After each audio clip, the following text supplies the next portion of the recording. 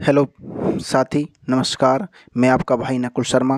जैसा कि आप जानते हो कि द्विघात समीकरण क्लास 10th प्रश्नावली 4.1 चल रही थी और जिनका सवाल दूसरे के थर्ड सवाल हो चुके थे, अब फोर्थ सवाल रह चुका था और आज प्रश्नावली 4.1 समाप्त हो जाएगी और 4.2 कल से चलने लगेगी।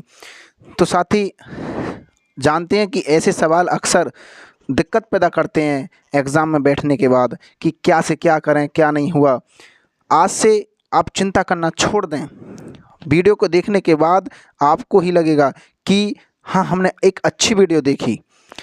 देखो साथी, जैसा कि आप देख रहे हो कि सवाल दिया हुआ है कि रेलगाड़ी की क्या दिया हुआ है।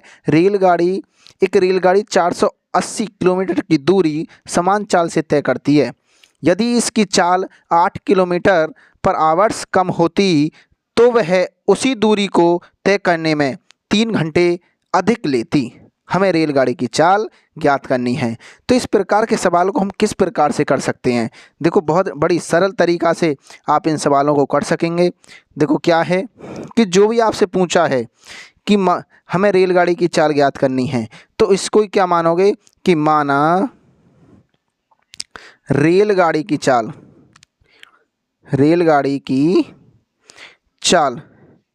क्या होती है, यानी x किलोमीटर पर आवर्स हमने ये मान ली। अब क्या दे रखी है, हमें दूरी दे रखी है। क्या है दूरी इक्वल टू 480 किलोमीटर। साथ ही फॉर्मूला आपने पढ़ा होगा कि चाल बराबर दूरी बटे समय होता है। अब यहाँ से हम समय निकालेंगे तो समय बराबर दूरी बटे चाल। तो समय कितना आया, समय आया, देखो दूरी क्या है 480 अपॉन चाल क्या है x। ये आया हमारा समय यानी आवर्स। ये हमारा समय आ गया। अब क्या करेंगे, अब करेंगे कि इसने बोला है कि यदि इसकी चाल 8 किलोमीटर पर आवर्स कम होती तो क्या होता। मानो पहले दे रखी है हमारी चाल, क्या हमने मान ली x। यदि इससे 8 घंटे किलोमीटर पर आवर्स कम होती तो क्या होता। देखो, यदि चाल 8 किलोमीटर पर आवर्स कम होती तो क्या होता, x माइनस 8 किलोमीटर पर आवर्स। तो फिर समय क्या हो जाता, समय हो जाता साथी कि दूरी बटे चाल क्या होता 480 बटे x माइनस 8, क्योंकि नई चाल ये आ गई अब आवर्स। अब इसने क्या दिया है कि वह है उसी दूरी को तय करने में 3 घंटे अधिक लेती। किसको लेती, यानी कि इसको 3 घंटे अधिक लेती। तो क्या है साथी, इस प्रकार के सवाल को किस प्रकार कर सकते हैं कि 480 प्रश्नानुसार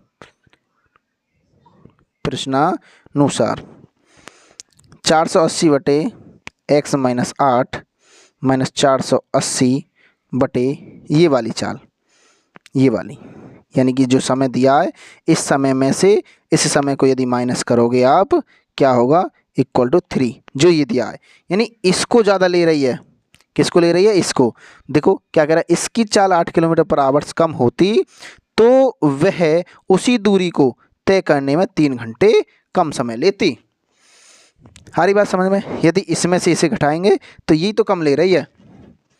तो देखो क्या है, x माइनस 8 और x का एलसीएम कितना आएगा, x माइनस 8 इंटू एक्स।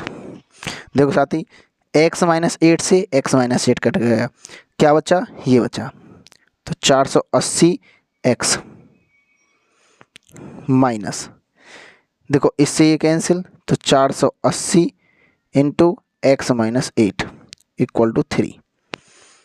ठीक है साथी, तो फिर क्या आया कि